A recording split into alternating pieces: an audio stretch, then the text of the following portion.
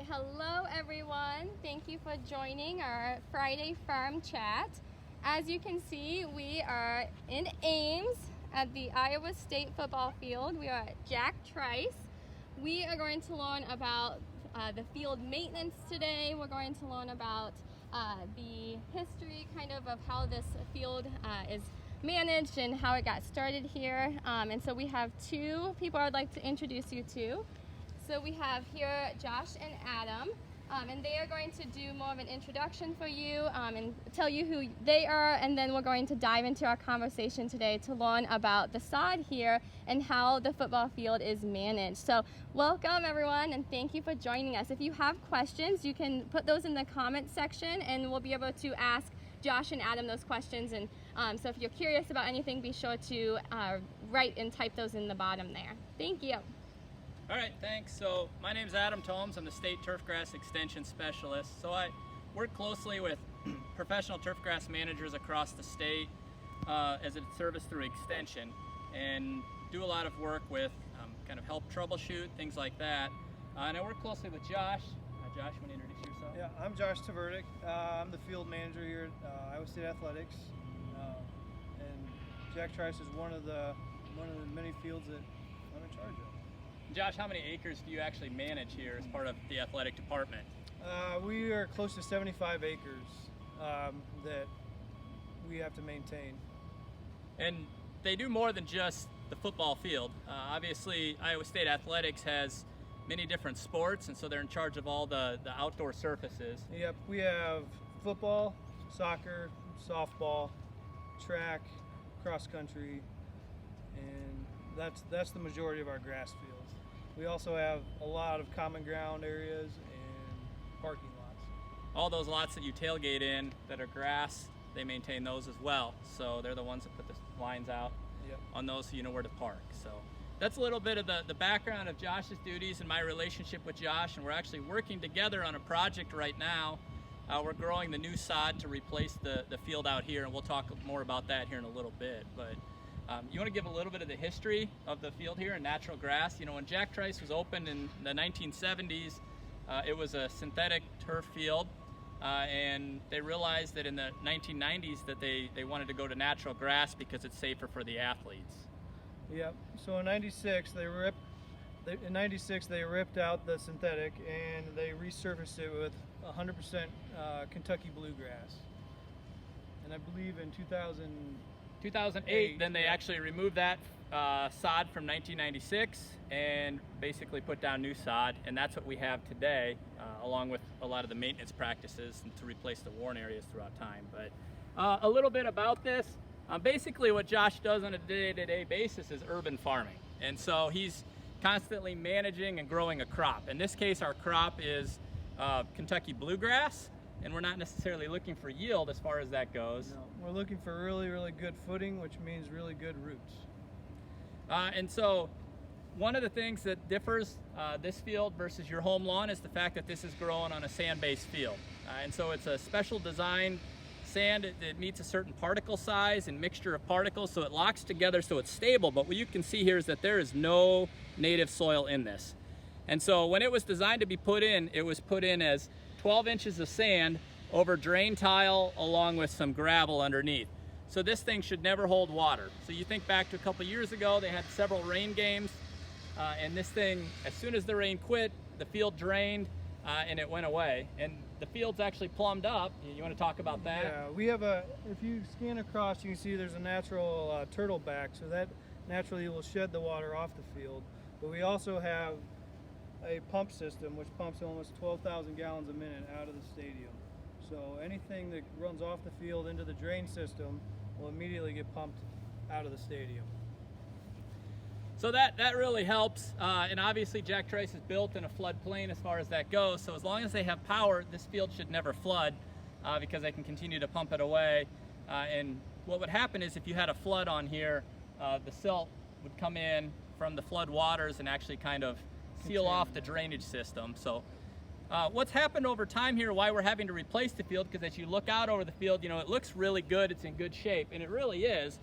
But one of the practices is because it's sand, the grass is constantly producing organic matter. And so that organic matter kind of seals off the drainage of the sand and slows down the water inflow. So what they do is they go in and they do a process called aerification. And how often do you aerify? Yeah, we will core aerate this. We'll take out a plug of sand almost 5 times a year, just to get rid of the organic matter. And we'll also solidine it just to alleviate compaction and allow air and water down to the root system. Yeah, and that creates a channel where the air and water can flow back down. And then typically what they'll do is after they do those practices, they come in and they do what they call sand top dressing. And so they get sand that matches what's existing in the soil here, or the root zone, and then they spread that back in to fill those holes. Yep, and we have top dressed so much now to the point where we are creating a little bit of a perched water table where we shouldn't be having to water as much as we are, because the grass is drying out faster than it usually should, being that there's more sand in the profile. How often do you have to irrigate? We have a tool we use called a TDR, and what it does is it monitors the moisture about 3 inches down. And we get to a certain point where the grass will start to wilt, and we know with our TDR we'll see what that number is, and then we will start running irrigation. We always try to monitor a certain number to make sure that grass is as happy, it's never really stressed.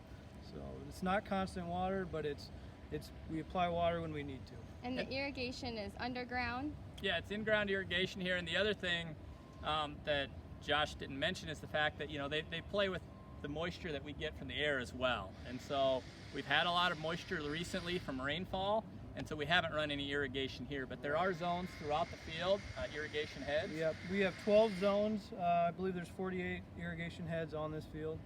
And it's all controlled through an irrigation computer program. But yep, we'll try to irrigate only when we need to. And he'll sit there and watch the weather, much like farmers do as far as that goes. So if he sees a storm cloud pop up west of Ames, he'll hop on his computer or hop on the security cameras here, see if it's raining at the stadium, and he'll turn the irrigation off so it doesn't run. One of the worst things that this field can have is to be overwatered. When it overwaters, the turf roots don't have to go as deep to search out that water, and then the field isn't as stable or as strong as what we'd like to see. We dry it out a little bit to push that root system down to look for water, which creates a more stable footing for the athletes when they go to do cuts. So one of the unique challenges of this field or this grass is the fact it's Kentucky bluegrass. That's pretty common in what most of your home yards have. But one of the things with that is the fact it's a cool season grass. And so that grass is actually going to grow best when it's cooler weather conditions. So we typically say between 65 and 85 degrees is when we're going to grow the most grass and it's growing the best. Right, and that's why it's so long right now, because we're getting 60-degree mornings and about 85 during the middle of the day. So bluegrass is extremely happy right now. It's really growing. Now, one of the challenges is you think about when football season starts, late August, right, or the state fair time even, we typically see temperatures where we're in the 70s, 75 at night, and we're at 95 plus, during the day. That's when that grass really slows down and it's really stressed. As this football season progresses and we get cooler nights, cooler days, obviously the grass grows, it can fill back in from the damage a little quicker. So Josh is constantly balancing that. Yep. It's a constant science to make sure this is as happy as it can be. The other thing that he's constantly doing is because this is sand-based, it's not like most of your crop fields, right? So it can't hold as much nutrition as, say, like a typical loamy soil in your cornfields. And so he's constantly spoon-feeding this, both micronutrients as well as nitrogen, to continue to tweak this and grow this. Yep, that's right. We'll go at least once or twice a year, we'll do a soil sample just to see what we have in our profile to make sure we're giving the grass what it needs to thrive. But with all the aeration we do, we have very little organic matter which would hold nutrients. So it being sand-based, when it rains, it just flushes a lot of the system, a lot of the fertilizers through the profile. So we come out every other week with a micronutrient fertilizer and spray it. And so that would be things like iron, is kind of the big micronutrient there that they're applying, and that's giving it the dark green color. He's also just barely applying enough nitrogen to get good growth. Too much nitrogen is going to create a flush of growth. That tissue is not going to handle the foot traffic as well. And so again, he's constantly managing his budget and the nutrition package out here to get sturdy turf, but yet still get growth so that it fills in and it's thick and dense like you'd expect it to be. Right. Why don't you talk about mowing this thing, Josh? This is a John Deere 9009. It has an 80-inch mowing width, which is nice. So we can cut this thing in about 45 minutes. We'll mow this on a normal day, on a normal week, Monday, Wednesday, Friday.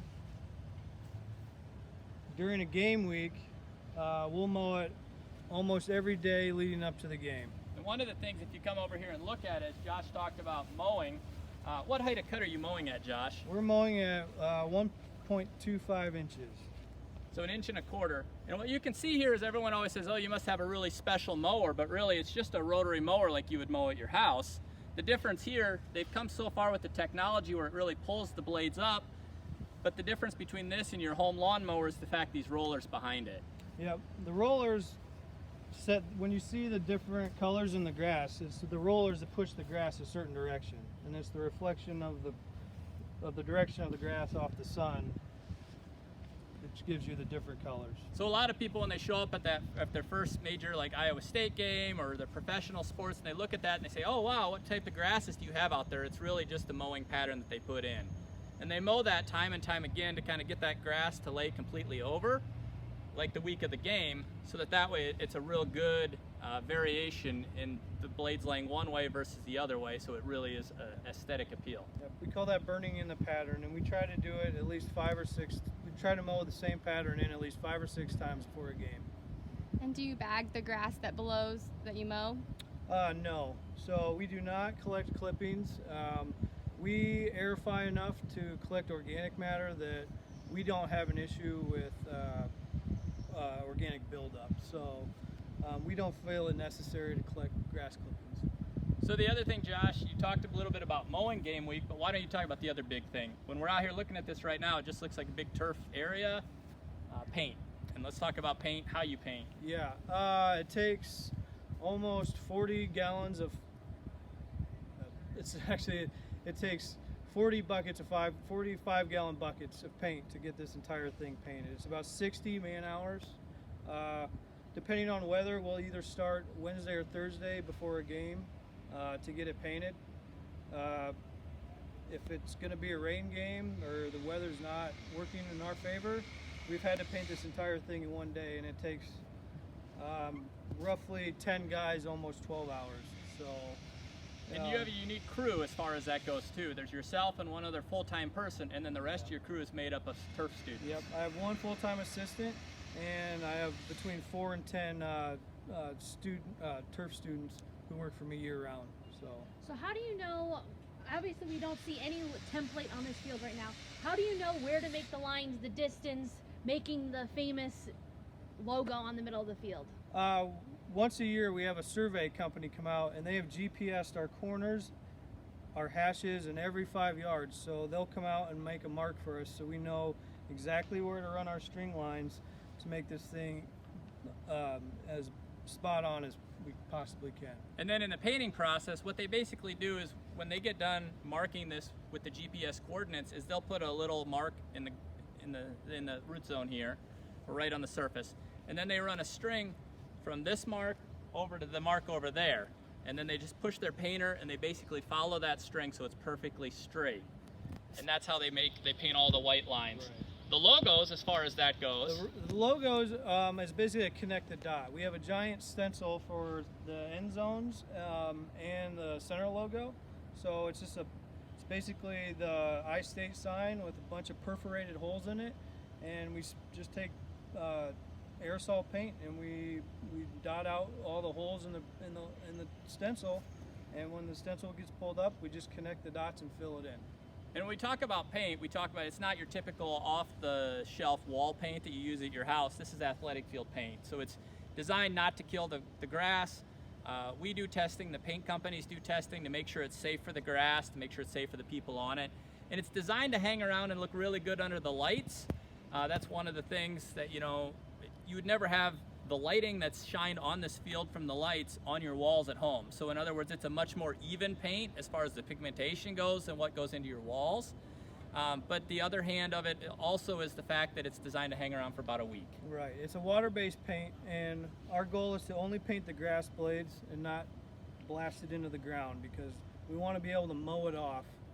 If you cake the grass in paint, it's just going to die. So our goal is to put it on as light as we can, but as bright as we can. So before every home game, you're painting. How long does it take before it dries and you can play on it? If the sun's out, the paint usually dries within like 3 or 4 hours. So if we have to paint, if we do have to paint a day before, the whole thing a day before a game, it should be dry during game time. Can you talk to us about the turf management program and the degree here at Iowa State, a little bit of background on that for our students? Sure. So, one of the things that we obviously have students that work closely with Josh here that are in the horticulture department focusing on turf management. We also have a whole group of students that go out and work in golf courses as well, do golf course management. Right now, both of those career paths are desperate for workers, desperate for students. Both of us are graduates of the program here. We also have graduates at NFL fields, Major League Baseball fields, and very high-end golf courses across the country. So we have a good alumni network as far as that goes. They're always emailing us, asking for students, asking for, hey, we've got this job opening, things like that. So we've got people all across the country. But what it is it's a 4-year degree here at Iowa State. There's also the 2-year community colleges also offer 2-year degrees in turf management. And what it is basically is it's a core science program. And so you learn basically a lot of the agronomic crops, how to manage those, as well as turf management. Some of the unique things with turf management, obviously we're not looking for yield, but we're looking for mowing, clippings, things like that. We're trying to manage weeds, try to keep a safe surface as far as that goes. So our students typically come in as freshmen. They work for Josh that first summer a lot of times, or at a golf course around the state. That next summer they might come back here, or they might go out and work someplace across the country or across the world. We've had students before at Wimbledon. We've had students overseas at golf courses in Scotland and England. And so really that second year, they go off, they do that, they come back, they kind of figure out where they want to be maybe, or try a different course for an internship that third summer. And then a lot of times they have a job offer waiting for them, so they just have to finish up their senior year and they go off and work. I've talked a lot about, all over the country, but I mean, even in the state here in Iowa, we've got a desperate need for workers as far as golf courses and athletic fields go. And so, if you don't want to move all across the country, obviously you could stay and work right here. So when they work for you, Josh, do they get paid or do they get credit for their classes? Nope. When they work for us, they are getting paid. During the fall semester, we can work student workers 20 hours a week, and during the summer, 40. One of the things I get as feedback is that when we send people out who've graduated from here, we get a lot of positive feedback because there's not a lot of training needed. Being that I have one assistant, we are 90% reliant on student workers. So when you leave here, you're gonna know how to paint, mow, spray, and aerate. And those are some pretty key things to be successful in this industry. The other best perk about working for you, Josh, is the fact that your students get to be a part of the game day. Yep. During game day, we're usually sitting right here behind that goalpost. So they get to sit here and have a front seat to the game. Is there a lot you have to do for game day, before game, during the game, and after the game? We are a lot of before and after people. So before the game, we'll set up the sideline tarps, which the team stands on, and we'll put up the field goal net, and that's about it. We spend a grueling amount of time before the game to get the field ready, and then after the game, I'll take a turbine blower and we'll blow all the loose debris off the field, and our students and I will grab screwdrivers, and much like you'd fix a divot on a golf course, we go every 5 yards and we fix every cleat mark on the entire field. How long does that typically take to do? That would take us, it usually takes about an hour and a half to get through one side to the other. Takes a little longer if the fans storm the field. Right. Another thing we do before games is we'll overseed the entire field. So during the game, they're cleating in seed for us for the next game. So hopefully anything that is bare ground will have seed coming up through it. So for example, we took the soil sample over here. So how would you fill this back in? Yeah, it's very simple. You'll just slide it back down in there and then step it back down. And the roots will kind of take place again. And Yep. And one of the things, we can walk out here from the years of painting in the end zone. This field kind of tells you a history of it. This is probably a good spot, right? Pick up some. And so the areas where they're constantly repainting, we can actually see the paint that's seeped down into the root zone. And so you can see here, here's our end zone colors from throughout the years. And so they painted red year after year, and it's kind of seeped down in there a little bit. And the other thing we've talked about is, over time they've added sand through their maintenance practices. So this was probably where the sod was started at in 2008, and so since then they've added this much sand on top of the field just by maintaining it. So they add a little bit of sand each year and it just builds up. How do you apply the sand?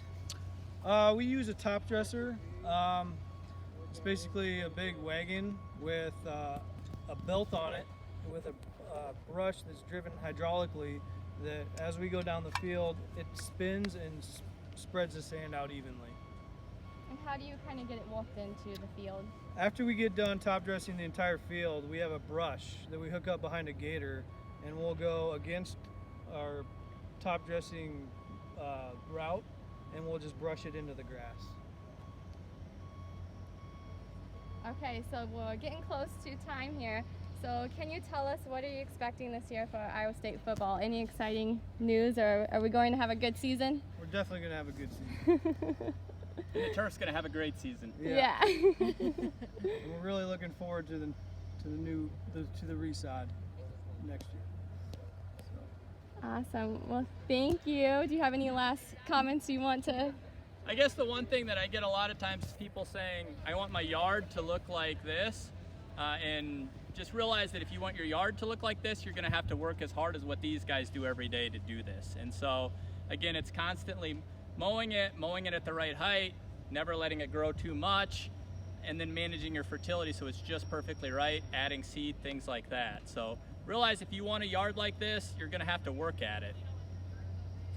Well, thank you, Josh. Thank you, Adam. Thank you for your time today, and thank you for showing us around the football field here in Ames.